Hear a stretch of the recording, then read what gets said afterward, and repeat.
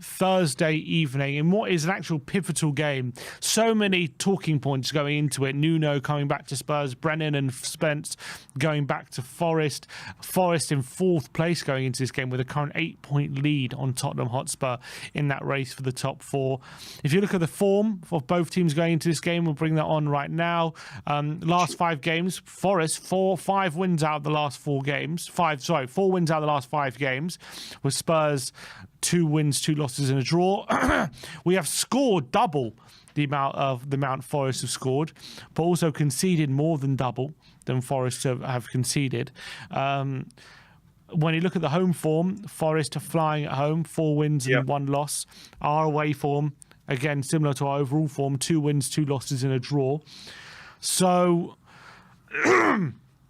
it's we're facing a Forest team in incredible form right now. There's no doubt about it. Where they're flying, they're coming into this game definitely feeling like they might come into this game probably feeling like they're the favourites and they can win this game. And given how we're defending at the moment, I don't blame them for being confident. But the question is, are they in a false position? Not false position, but will they be able to sustain the level of performance and results they've been getting? Are their results sustainable? Are Forest a top 4 team? Or are they just riding high and riding a wave of optimism and momentum? How do you feel, Brian? Well, first of all, I think one thing we need to address, obviously, we've mentioned, Nuno. We've spoke about Spence and Johnson coming back to their old ground. Nuno's going to be bang up for this one, isn't he? He's really going to be bang up for this one. I think Forest, we're going to Forest right now, and I remember we were there a couple of years ago together, weren't we, for the Carabao Cup. Their atmosphere is hostile. They're going to be going into this Christmas on the crest of a wave, pumped up, loving life. They will be completely behind the team. I don't think they're in a false position at all. I think you look at wins against Villa, 1-0 down until the dying moments. They turn it round. They are finding ways to win games. They destroyed Brentford, who hadn't lost a home game all season. They made very light work of Brentford, and many teams have gone there this season and struggled. They are a very well-drilled team, and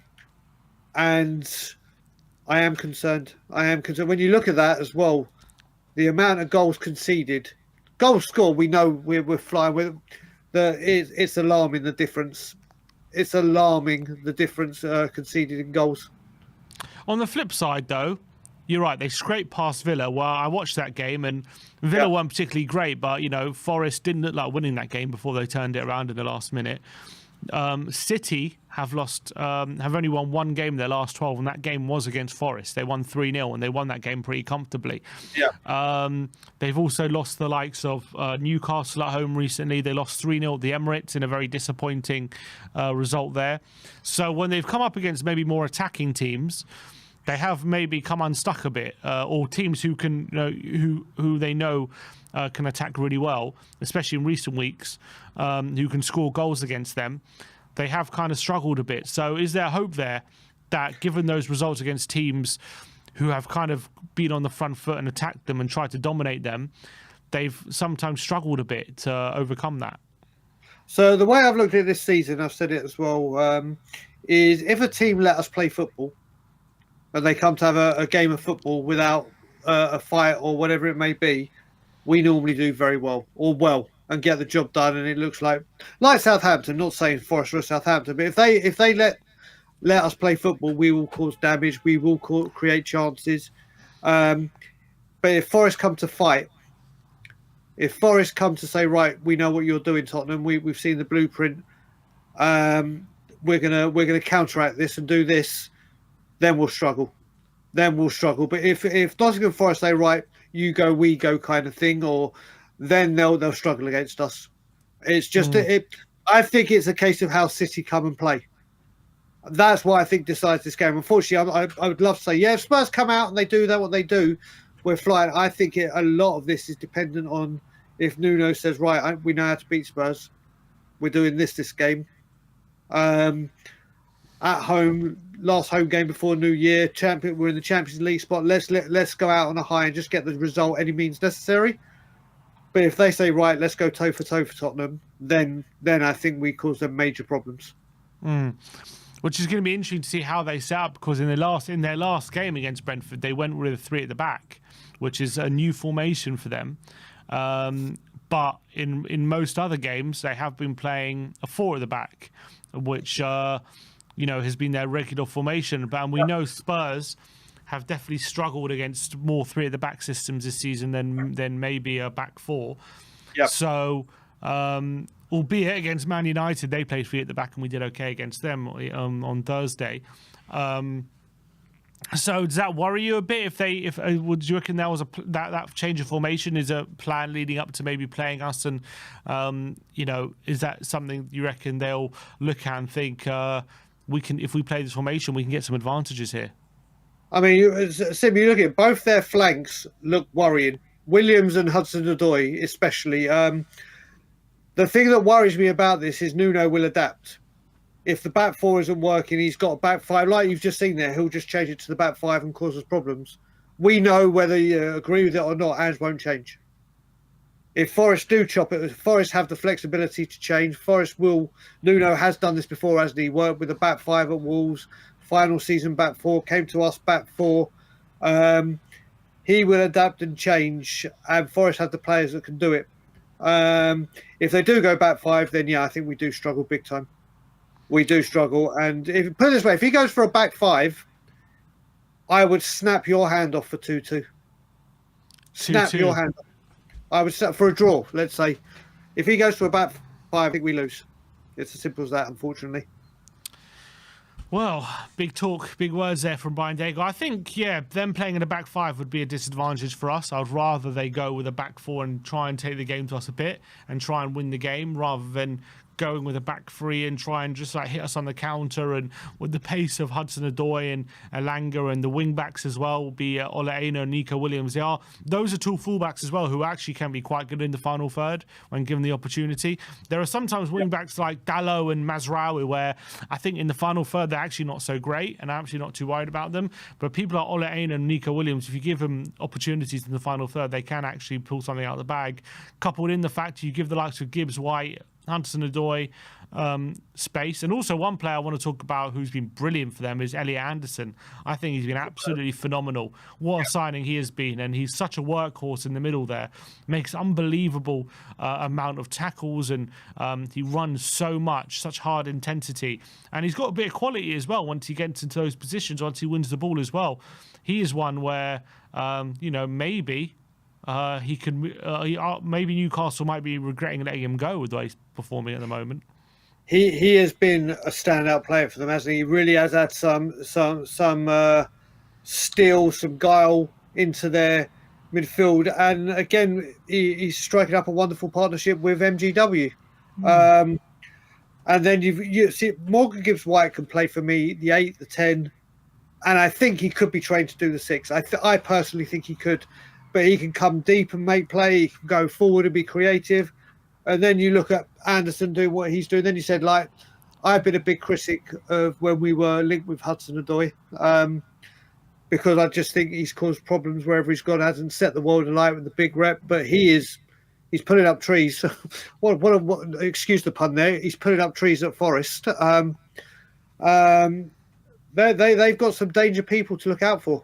They really have, and like you said, Anderson has been a big part of what they're doing.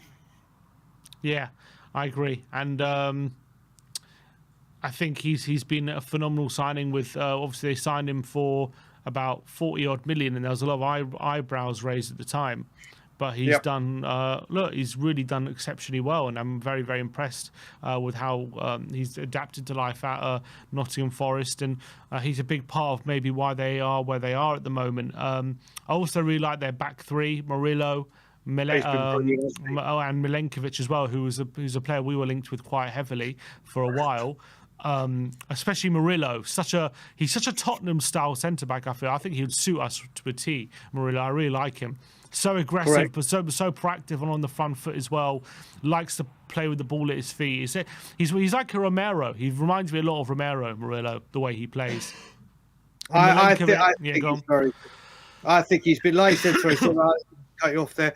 I think their back three has been great. Like I said, the addition of Milinkovic has been brilliant, but Murillo started showing his quality at the end of last season, in the second half, and he's certainly carried it through this season. He has been a real standout defender for me, not just for Forest, but I think in the Premier League. Agreed, and he's still so young. I think he's like 22 or 23. Murillo, that is. Milenkovic a bit older, but he was one who I think when we had Conte, he would have worked really well. I don't know right now under Ange if he's the right kind of defender for us, but he's a top player. I think he's doing really well, and he was captain of Fiorentina before they sold him. And obviously Hudson-Odoi, Elanga, such threats on the wide areas. But obviously Chris Wood, another season where he's banging the goals. I thought last season he was maybe overperforming in that second half of the season where he got end of the season with a large number of goals.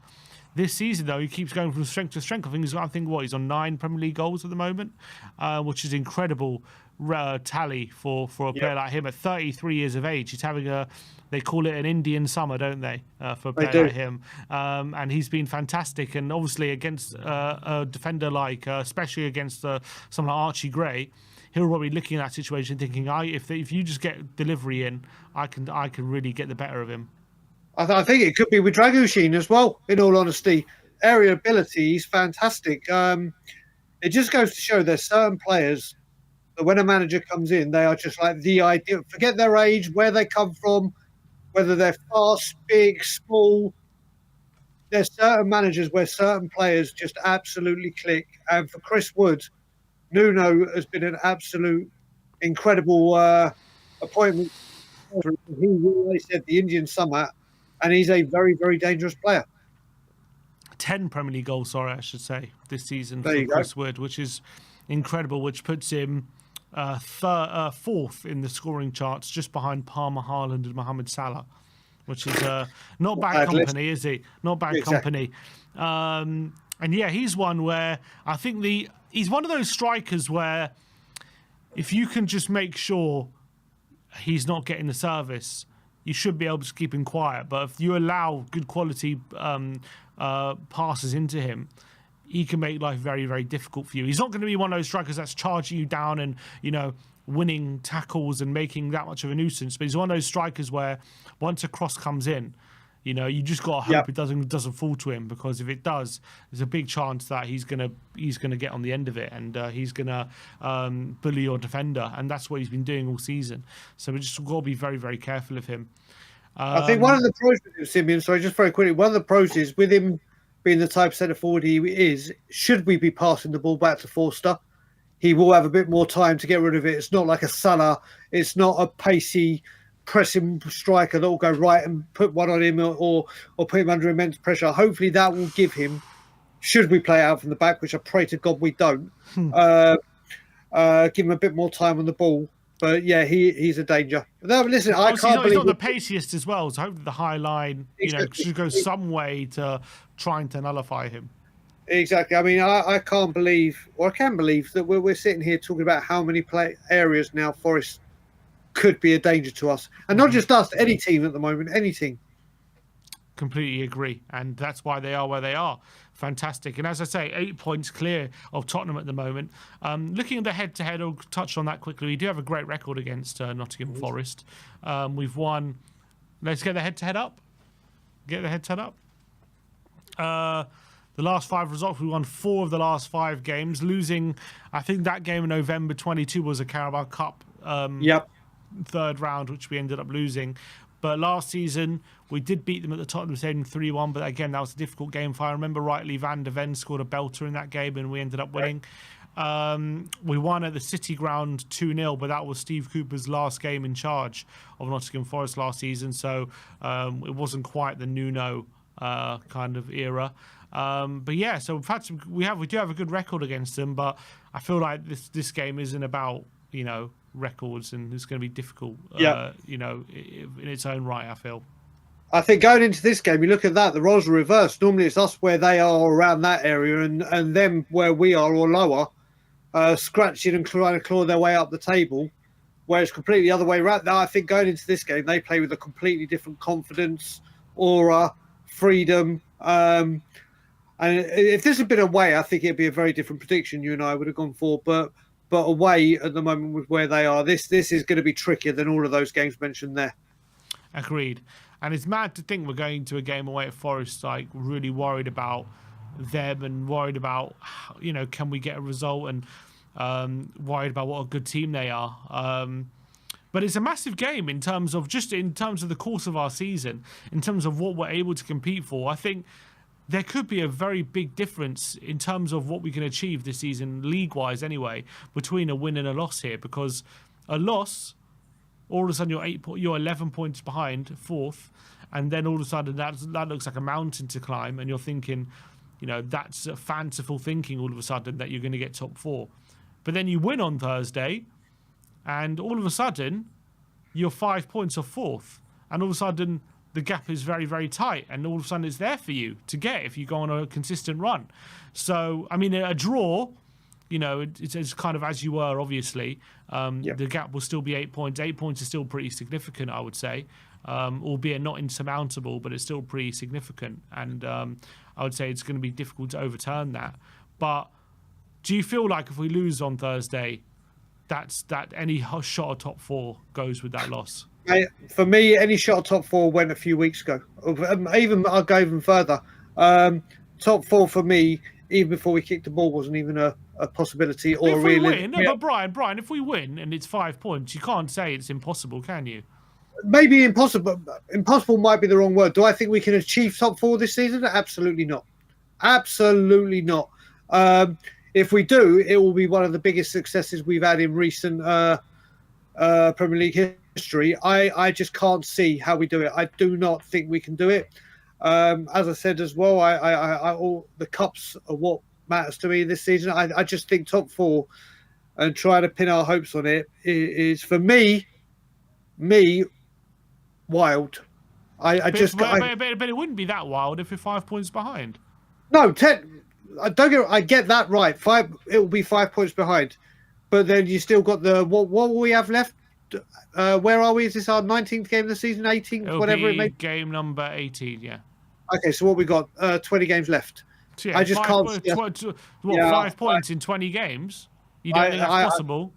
I just don't. I honestly, and it's not even me trying to be negative. I just can't see the way we play that we can do it. If people want to think top four is a possibility, we can do it. Fair play to you, and I commend your optimism and your belief that we can achieve that. I think it's 2 or 3 bridges too far. Well, even let's say top 5, because 5th could be Champions League, right? So right now we're 5 points behind 5th right now. But again, you can say that. But again, Tottenham, we need to also realise that should we lose, how bad it is to the lower half. Not saying don't get me wrong. I'm not saying we're getting sucked into relegation. Nowhere near am I saying that. But 14th, I think West Ham are 3 points behind us, but we've got a far superior goal dip. Far superior. We're not that far. We're closer to 14th than we are to 4th if we lose. I'm probably lower. I'm my dreams of top 4 never really never even started this season. I just don't think it's achievable. My point is, though, this win, though, if we win on Thursday, the table looks extremely different, and all of a sudden, it's not that unrealistic. No, point-wise, you're right. Do I think Spurs have the strength in depth and quality to be able to sustain a top 4 challenge? Absolutely not. But like you said, technically, if you look at the table, 5 points behind with 20 games to go, that could be achievable if everything goes in our favour. I just can't see it. But once we start getting players back and defenders back, and once we start, when you saw with the dog, we added Doggy and Bentancur back into that team, and all of a sudden, the midfield options look a bit more healthy. All of a sudden, we can give Porro a rest, and things just look a bit healthier once that all happens. And then, Davis is going to be back soon. Hopefully in January, Van de Ven and Romero will be back, and Richarlison as well. And all of a sudden, we can start to change things up, and we can start to look a bit fresher. And I think things look a bit different to right now, where obviously we're playing grey, and a lot of the teams are on their feet, and I just think it's a very big game on Thursday. I think in terms of That's what we can do on Thursday league wise, like if we win, I think it puts us right back in there with a shout. If we lose, I think it's dead. If we draw, I think it's nearly dead, but not quite dead, but it's nearly there. But if we win, I think we're right back in it. If that's Simeon, I commend your positivity. I commend your belief, and mate, everyone is entitled to it. Everyone, whether you want to think top four is a possibility or not. And like I said, I commend anyone that thinks that. You're saying players coming back, and we're looking fitter and sharper. Do they come back to the match day form that they're capable of? Do they stay fit? Do we get Solanke back in the goals and find that there's so many coulda, woulda, shouldas that have to align for me for top four to even be discussed. And like I said, anyone that wants to think that it's achievable, fair play to you.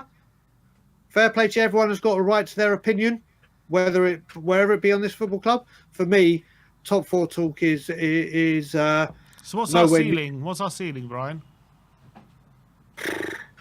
Right now, if you said Spurs finish sixth, I'd snap your arm off.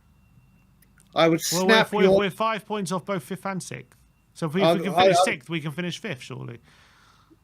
Again, they all depend. Do I think you got to look at? Do I think Man U are going to strengthen in January and back a manager?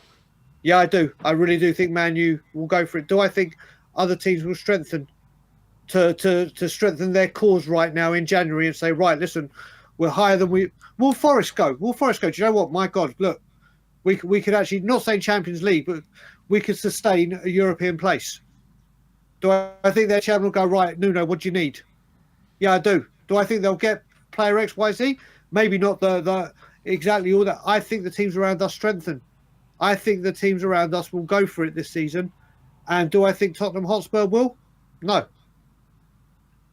That's the stumbling block as well. I just don't think we will go and get what we need to support Ange to try and get him to that lofty position, where I do think Manchester United will address things and the other teams around us will go and try and strengthen their squad.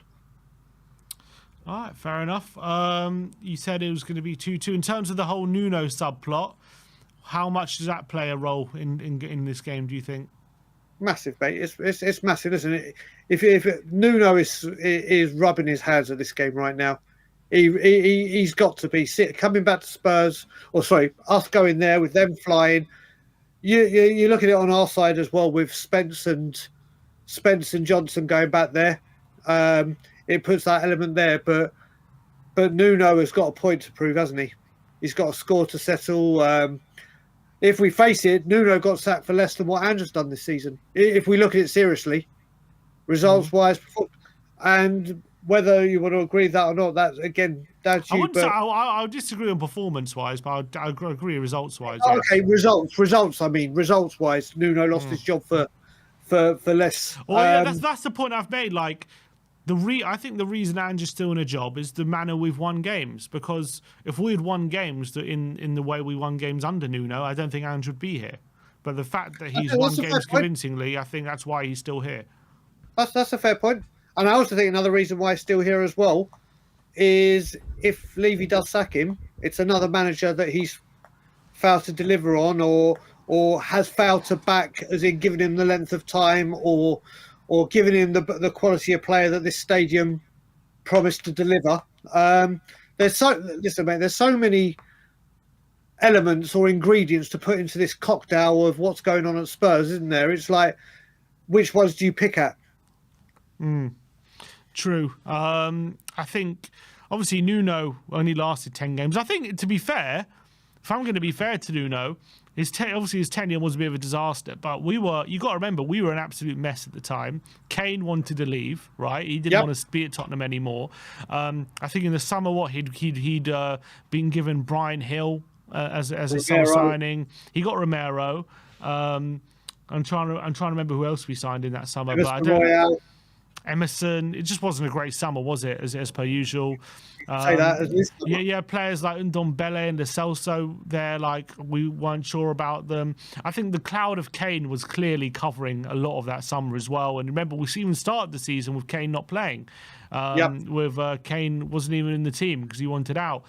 And as much as performances were terrible, and let's be honest, they were terrible. There's no getting away from that. I think we went 3 games without a shot on target, and I think we were losing each game 3-0 as well. Kane looked a shadow of himself, and obviously, we sacked him, and Conte came in and performed a miracle to get us into top 4 and shook up, and kind of we panicked. But I think his tenure, for me, probably says more about Tottenham than it did about him, I would say, in how things went so badly wrong. And I don't think, look, you got to give him credit because he went to Wolves. He was at Wolves and did brilliant, got them into Europe. Look at them now since he left. I think he did an excellent job with Wolves. And now look at the job he's done at Forest. So, he only got 10 games at Spurs. And as much as it was bad, I'm not disagreeing with that. And obviously, we signed a world-class manager in Conte and things drastically improved. Who knows what would have happened if we allowed him to stay, essentially, and try and get things right.